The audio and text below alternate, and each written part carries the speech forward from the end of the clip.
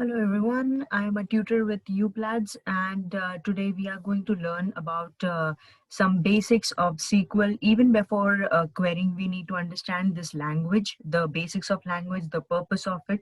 So that is going to be the overview for today's lecture. To start with,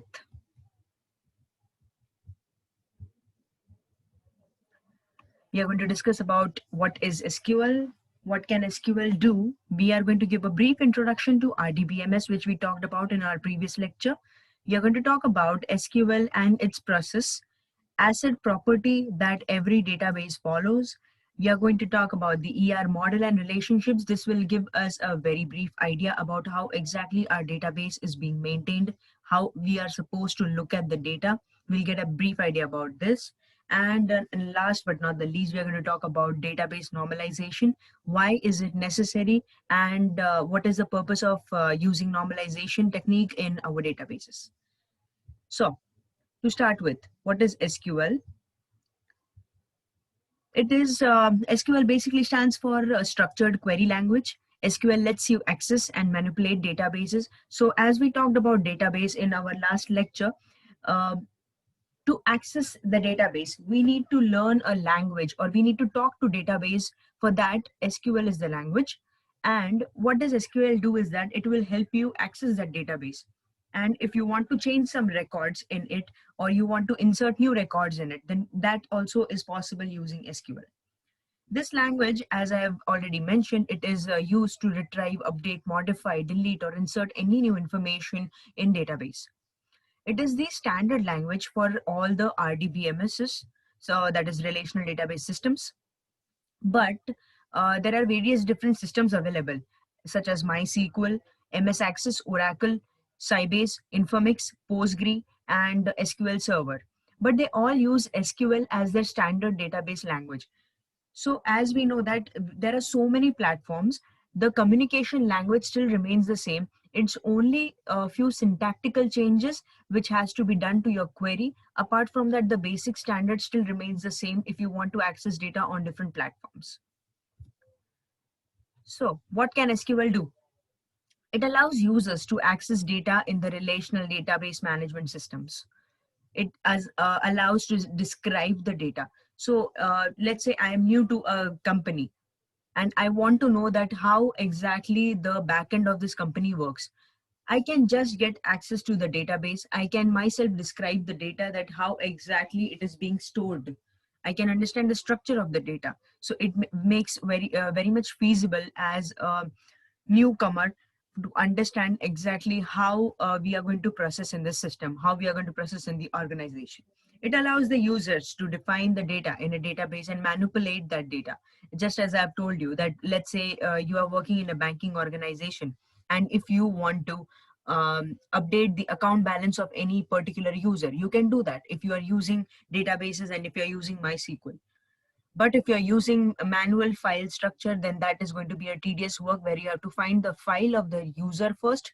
You have to manually see how much balance is left. You have to add yourself and you have to update the final amount into the account balance, which is a tedious work.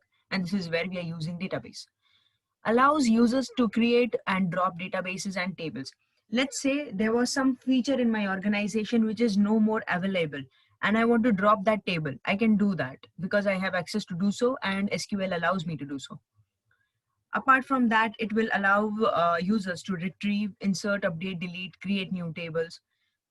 It can also help users to create views, stored procedures, functions in a database. Now, where are these stored procedures and functions used? So what happens is that in a database, if there is one particular task that has to be done every day. So let's say every day we have to check that what was the status of my user the previous day, at the end of the previous day.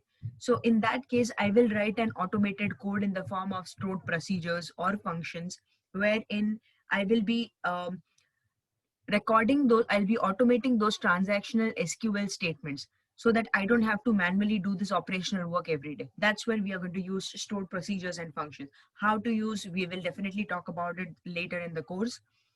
SQL, it has powers to execute queries against a database or more than one databases. It can set permissions on tables, procedures, and views.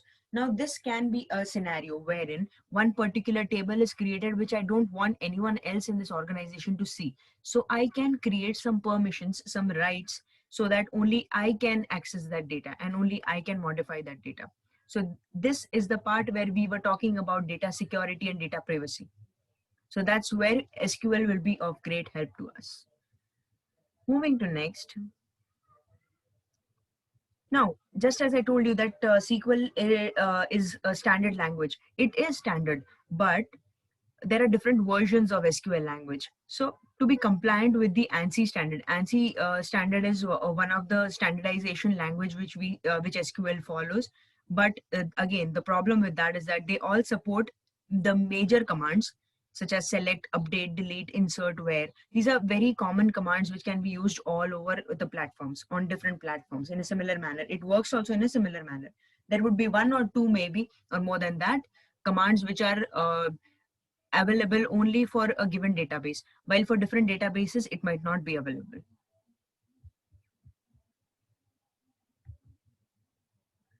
Okay, to start with, now we have completed what does SQL does and what is the advantage of SQL.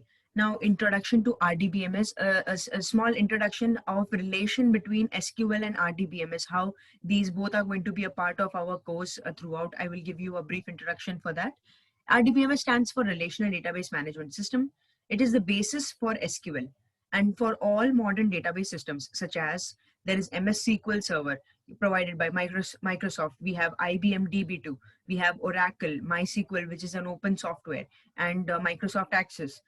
So for all this, the base will remain the same, that is SQL. For all the relational database systems, the base will remain the same. So if you have mastered SQL, you are very much mastered in SQL to use it on all different platforms as well. The data in RDBMS is stored in database objects called tables. As this we have already discussed, the data that is being stored, it is in the form of a table. So there is one table structure, you will find your data within it in a structural format.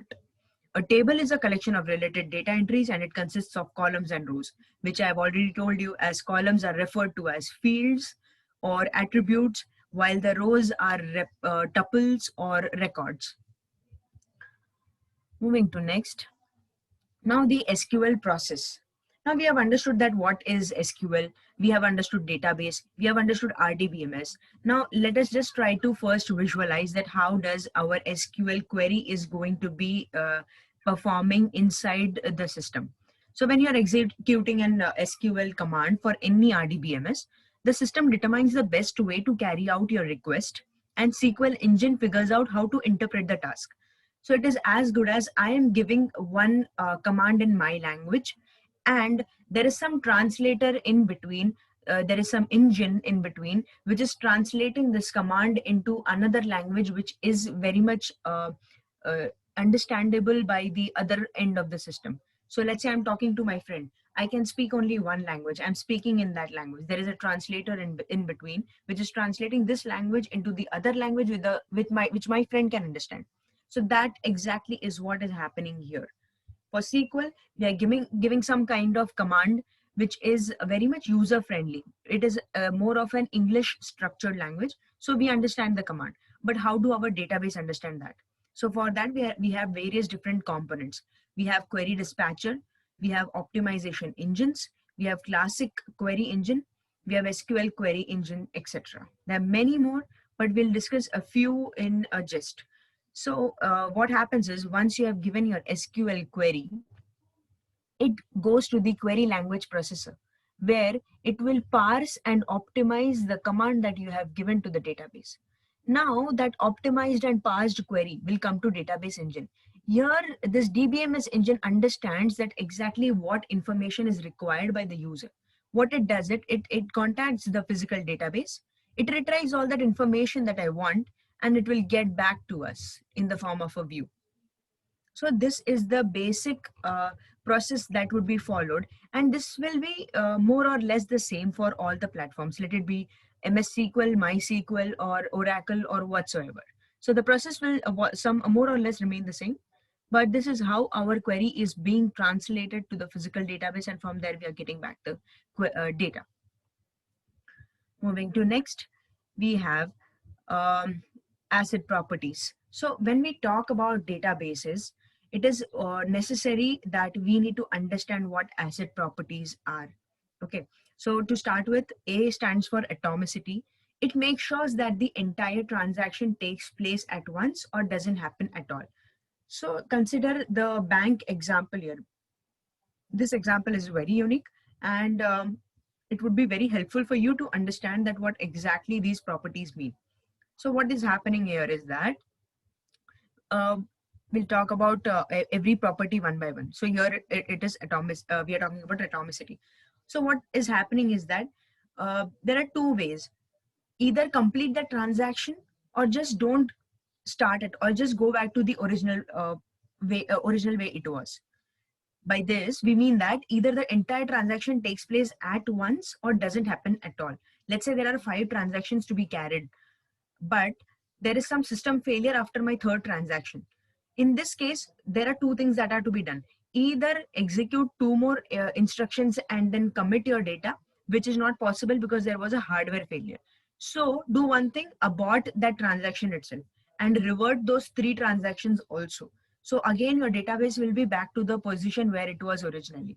So hardware failure has not stopped our data loss, has not incurred data loss in our system. So which is a very good property of a database, which does not happen when you're using a file structure.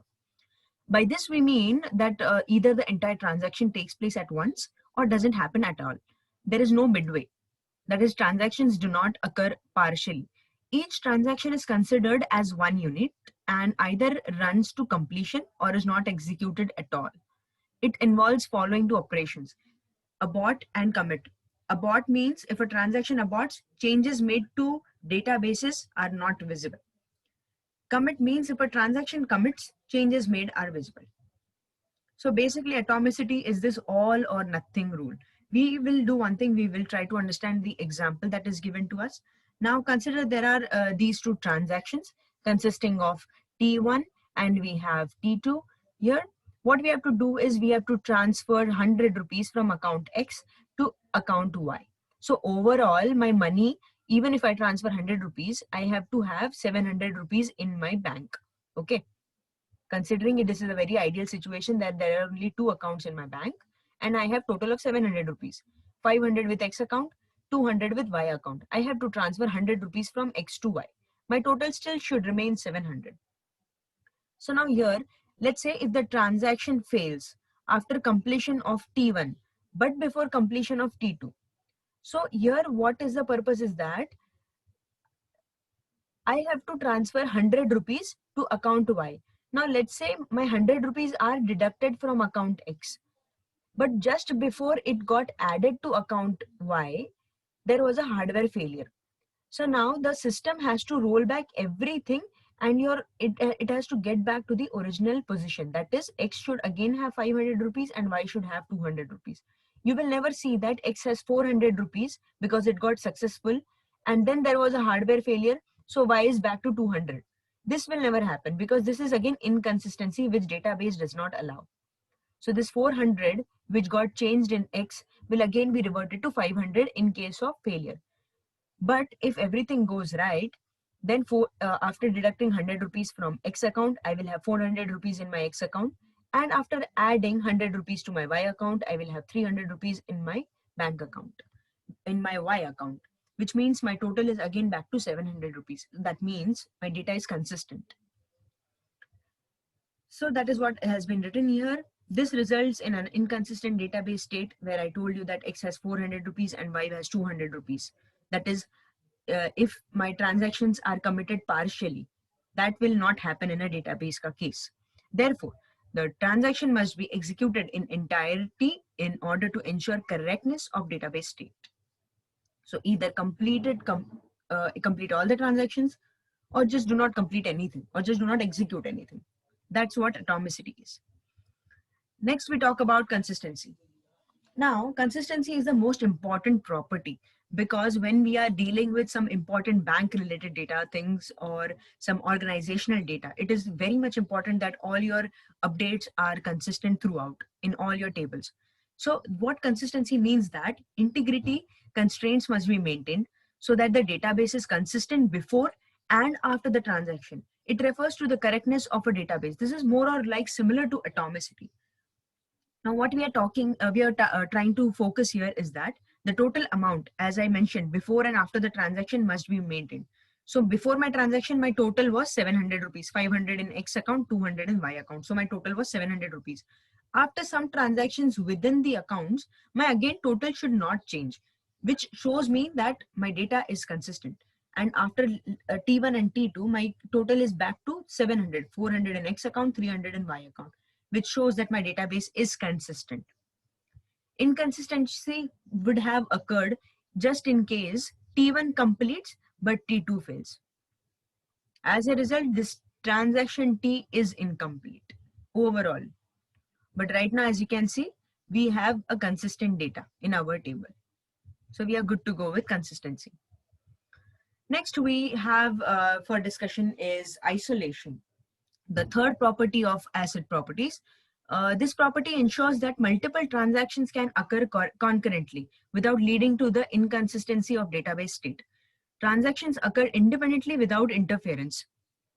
Changes occurring in a particular transaction will not be visible to any other transaction until that particular change in the transaction is written to memory or has been committed. This property ensures that the execution of transactions concurrently will result in a state that is equivalent to a state achieved. These were executed serially in some order.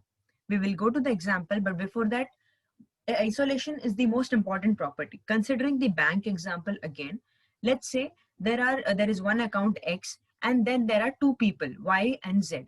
Both want to transfer some amount to my X account. So in that case, what happens is that the execution of Y to X and Z to X has to happen serially. Even if it is happening concurrently, there shouldn't be any ghost read, in the sense that when one transaction, when Y was performing its action of depositing some amount to X account, it did not know that Z was doing the same thing at the same time. But that should not change the consistency of my database. In that case, all the operations should be working in isolation. And Z should only come to know that the Y has deposited once it is committed. So the changes will only be occurred in a final state in our database once it is committed. So that commit command is very much necessary for our transactions to be made visible to other transactions. So that's what we are trying to focus here. Going to the example, let's say we have X equal to 500 rupees for transaction T and we have Y equal to 500. Now consider two transactions T and T quote. Suppose T has been executed till read RY. Okay, so that means it has been executed till read RY. Then T quote starts. As a result, interleaving of operation takes place, due to which T quote reads correct value of X but incorrect value of Y. So what is happening here is that once you have read X here, you have 500 rupees. Now your value got updated, that is it got multiplied by 100. So your X has 50,000 now. Now what we'll do, we will try to write that value into our account. Okay, into X account. So now my X value is right now 50,000. At the same time, what is happening, my T quote is also trying to read the same data. Okay, so here it was 500, even here it was 500. Here my value for X changed, which got updated to 50,000. Here my value for Y changed. Y was 500 rupees, so it read 500 rupees. Again back to transaction T. It then now at the same time, it updated X to 50,000 while my Z equal to X plus Y was being performed with 500 plus 500 rupees. So here at this stage, T code does not know that X has been updated and hence it is using the old value. So what is happening here is that the T code, this particular schedule, this particular transaction is reading the correct value of X, but then it is reading the incorrect value of Y. And sum can be computed as, just take this example, T code X plus Y is equal to 50. I'm so sorry, that is a mistake. X plus Y, as I told you, it is 500 plus 500. Okay. And then it is trying to update that data. So here the thing happens is that it will not be able to read Y, because here Y was 500 rupees. Until then it came to this stage. So both the transactions were not aware of the updates that were being made because they were not committed until then. So for T code to read the proper data of X and Y, it is mandatory that the schedule T should commit the values in the database. Once that is done, we can make sure that whatever transactions that are happening concurrently are still happening correctly. So that is what isolation is about. So the basic focus of all the asset properties is that to make sure that there is no inconsistency in our database. That is the major motto of the asset property. Hence, the transactions must take place in isolation, and changes should be visible only after they have been made to the main memory. So as I told you, that it is necessary that whatever changes we are making to the database are supposed to be updated, are supposed to be committed. Only then, if you are trying to read that data, then it is correct to be read. And in that case, there will be no data inconsistency. The final property of ACID is durability. Now, this property ensures that once the transaction has completed execution, the updates and modifications to the database are stored in and returned to disk. Now, here by disk, we mean that the main memory, and they persist even if a system failure occurs. So let's say I have a bank organization. All my operations are done until end of day, and suddenly all my commits are also completed until then. That means I have already updated my database with the updated data, with the modified data. But now what happens is that there is a system failure. Now, in spite of that, durability property will make sure that my database is not corrupted or it is not left halfway. So that is where this property comes into the picture. Even if there is a system failure, my database is safe to be accessed whenever I am retrieving it from system, recovering from my failure. So the asset properties in totality provide a mechanism to ensure correctness and consistency of a database in a way such that each transaction is a group of operations that act as a single unit, produces consistent results, acts in isolation from other operations, and updates that it makes are durably stored. So basically, the only focus of asset property is around the correctness and consistency of a database, which is the need of the hour, because we cannot have our database inconsistent. Because if that is the case, then there is a lot of tedious work which is involved. And again, we are not able to solve the problem which we faced in file structure. But everything is being taken care of if we are using a database. Next, now before visualizing, before starting with SQL queries, it is necessary that we visualize how our database is. And for that visualization of database, we have a ER model. Now, what is this ER model? It is an entity relational model. It is a high level conceptual data model. So exactly with this diagram, you can come to know that what our database looks like, what all data structures we are storing, what is the relationship between them. So this gives us a brief idea about our database.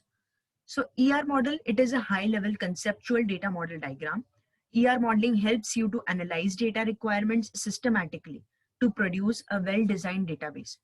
So it is very much necessary, and in organizations also, what happens is that initially an architecture is created. That is, a ER model is created using which they form a database.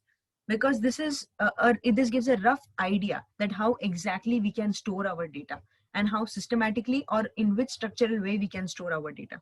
So this is a very mandatory step whenever we are creating a new database. So this becomes the first step to our modeling, that is ER model. The entity relation model represents real world entities and the relationship between them. In the later part of the video lecture for today, I will explain what exactly is an entity, what is a relation, what are the attributes, what are the associations. So we are going to cover this, but for now, this ER model, it just represents different aspects. So let's say there is some company, considering Amazon for us right now, we have categories, as in, was it the Amazon pantry, or was it Amazon Prime, was it Amazon fashion, whatsoever. So we have this category section here. This is one table. So one table is one entity for us, and it is something related to a thing, a place, or an event. So it is generally, why is this ER diagram used is that because it is a best practice to complete a ER modeling before implementing your database, so that you come to know that if there is some missing attribute, that is one missing column, you come to know that how do we relate them, how do we access our database.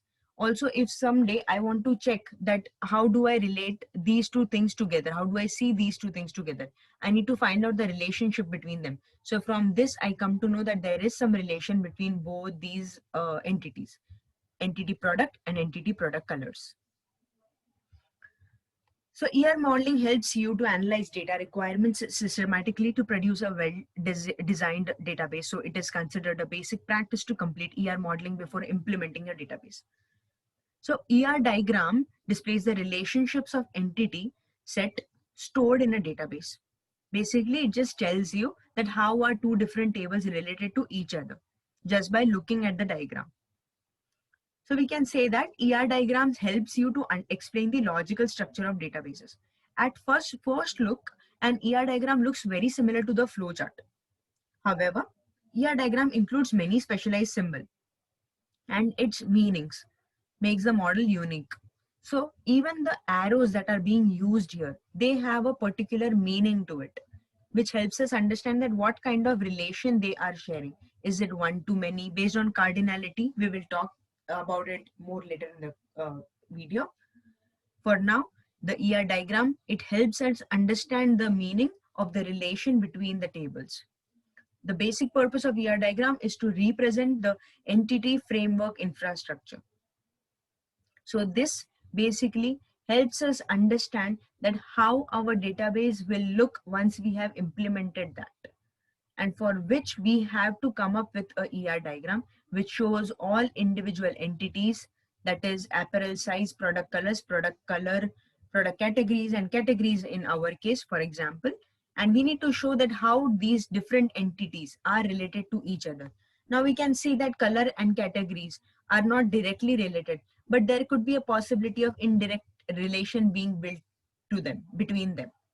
So that is where we need to make a very optimum ER model before implementing our database.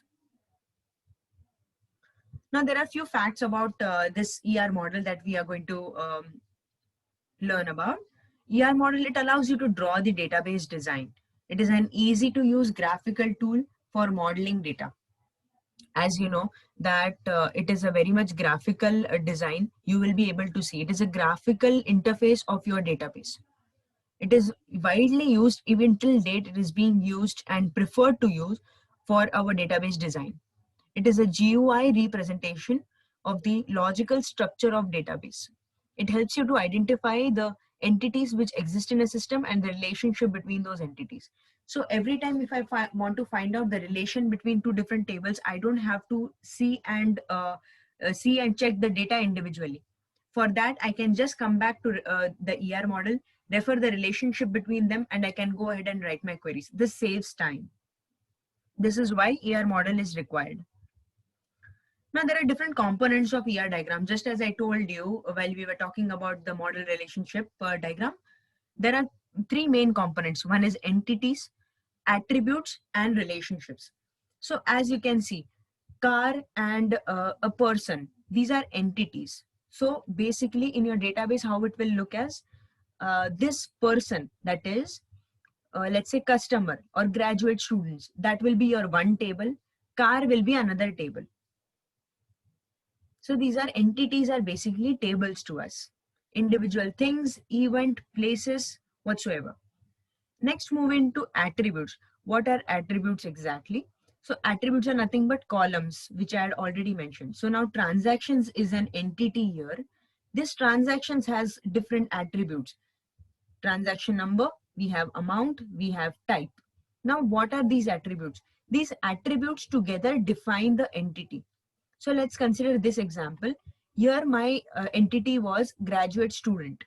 Let's say one of my attribute is name, and under that we have data as Jack. So I know that name is the attribute which is defining my entity. So that becomes my attribute in a ER diagram. Attribute defines an entity. Entity alone cannot be enough to understand what exactly the downlying data has in it. So that becomes attributes for use, which is basically defining your entities. Next is, we now know that there are some entities, we have some attributes that define those entities. There could be multiple such entities. Then there has to be relationships which connects two different entities. Let's say if car and entity, these are two different entities, and the relationship between them possibly could be this car belongs to Jack or probably some other person. So there is some relation between that, which can be represented using some relationship cardinality. As I told you, that what is the relationship between them. So mandatory one is basically one versus one. That means there is a one-to-one relationship. This car belongs to Jack. Jack has this car. So there is just one-to-one relationship. One to many. Jack has many cars. All these cars belong to Jack.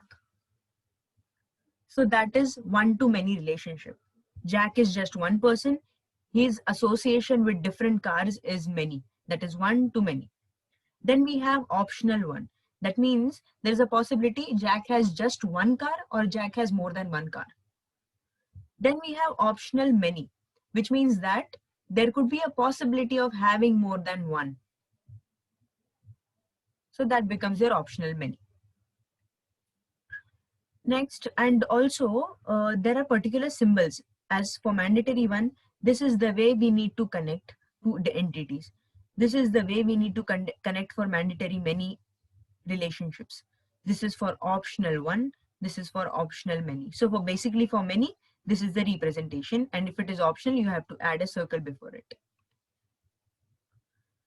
Now, we will learn about the best practices for developing effective ER diagram, because if your ER diagram goes wrong, your database is going to give you wrong output. So it's better that you have a very precise, correct ER diagram with you, for which initially the first most important point is eliminate any redundant entities or relationships. So there can never happen that two entities are repeated. That should never happen. That is the first thing. You need to have everything as unique in your ER diagram. Let it be entities or let it be relationships. It has to be a unique relationship. You need to make sure that all your entities and relationships are properly labeled. Of course, this is very much required, because what happens is that if you don't know exactly what this entity is, you have not labeled them, you will never understand that how is this related to the other entities. So it is very important that you name those entities and you also label the relationships, as in you label them which kind of relationship it shares with others. This will help you understand while you implement your database using the same ER diagram. There may be various valid approaches to an ER diagram. You need to make sure that the ER diagram supports all the data you need to store. So basically your ER diagram is a dummy database, wherein you need to check that whatever data you are desiring to store are being stored in the same format you had thought of, and not that any one of the attribute is being missed. You should assure that each entity only appears a single time in the ER diagram. This point also matches with the very first point when we are talking about eliminating redundant entities. It should never happen that a single entity is being repeated more than once. If a single entity, that is consider for example customer details, is written twice in your database, that definitely is a redundant data and is not required. Instead, a relation could have been built with the same table. Now, name every relationship, entity, and attribute that are represented on a diagram. So labeling is another important thing. Never connect relationships to each other. obviously there is always a relationship between two entities. Two relationships are never related, two entities are related. You should use colors to highlight important portions of the ER diagram, so that what happens is when you are presenting some ER diagram to somebody else, it should effectively show that which part you are focusing the most, but that also at the same time you need to make sure that you haven't missed out on any other. So these are few best practices you can use before implementing a database, which will give you an effective result when you see your database storing the data the way you want to do it. Now, you have, let's say, created a ER diagram, you have created a database. Now comes is we have to normalize the database. So this normalization is also taken care of when you are creating an ER diagram. But how do you understand that normalization and where it is required? That we need to understand. So what is this data normalization? Database normalization is the process of efficiently organized data in a database. Normalization takes care of redundancy. It eliminates data dependencies. So just as it is written, eliminating redundant data, for example, storing the same data in more than one table. This is redundant, that we are depending on every individual table to store every information.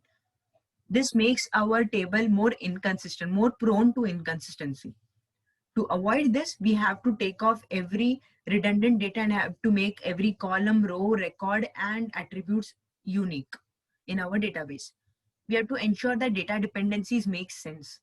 It should not also not happen that there are two different tables, both are related to each other, but there is no common factor relating them.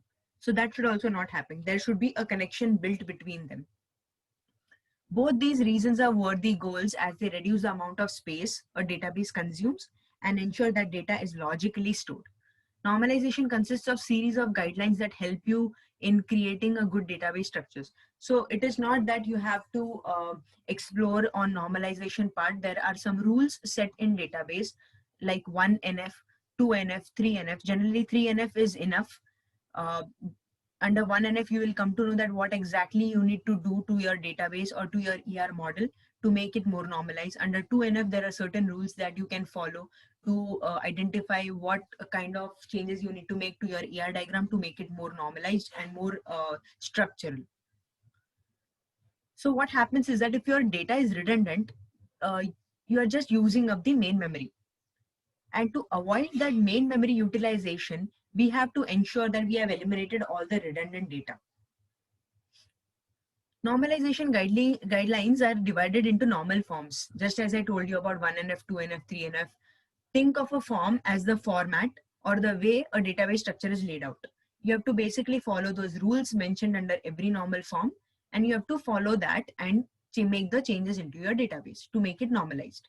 The aim of this normalization is to organize the database structure so that it compiles with the rules of first normal form, then second normal form, and finally the third normal form.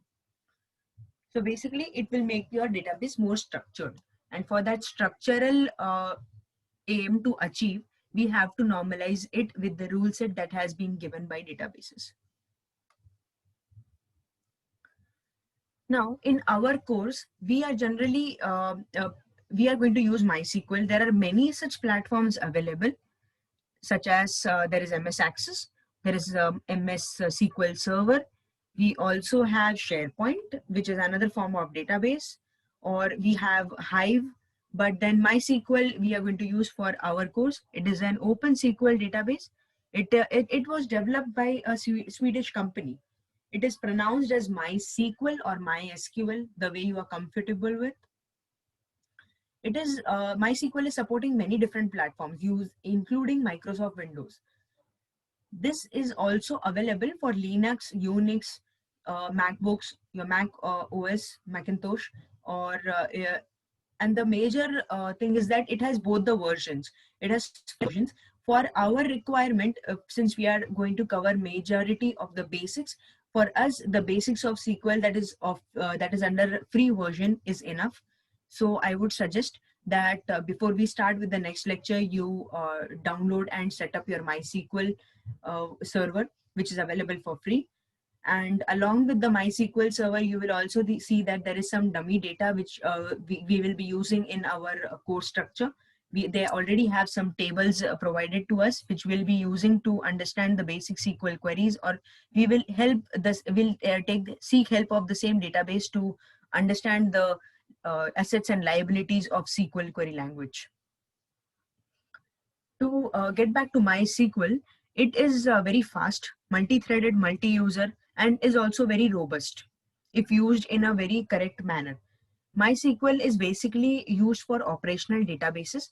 If you think that your data is moving towards big data, that is a lot of data is being inserted into your table, then you probably might have to migrate from MySQL to a bigger server, until and unless you have updated your server capacities or memories. But for our course, we need not do anything of that, as we are going to learn about basics of SQL, for which free version of MySQL should be very much okay to do. Now, the advantages. I have already briefed you about the basic advantages of MySQL. Other advantages are that it has many features, stored procedures, you can make functions, you can also schedule your jobs that you are creating on an everyday basis or monthly basis the way you prefer to. It gives a very high performance based on data storage, high availability, and scalability and flexibility. It runs on anything. As I told you, that it is also linked with the Microsoft platform, so it is quite flexible enough. It has a robust transactional support, data warehouse strength, strong data protection, the security terms, as in the grant and revoke access that is available within MySQL, which will help you understand the data security part. It is very easy to manage, and it is an open source. So with 24/7 support, you can visit mysql.com. Just in case if you have some issues in downloading, you can definitely contact them. Also, lowest total cost of ownership. Generally, it happens that if you want to learn SQL, MySQL is the best way to start with, as it gives you an overall idea of how the data is, it gives you an idea in the data domain. So it is a very good step in your career. If you're starting with SQL, you may start with MySQL, as it is a little stricter form of standard SQL, which will help you create optimum and good performing SQL queries. So here is, I would like to thank you for attending this lecture arranged by UPLATS. Register for more courses. Thank you.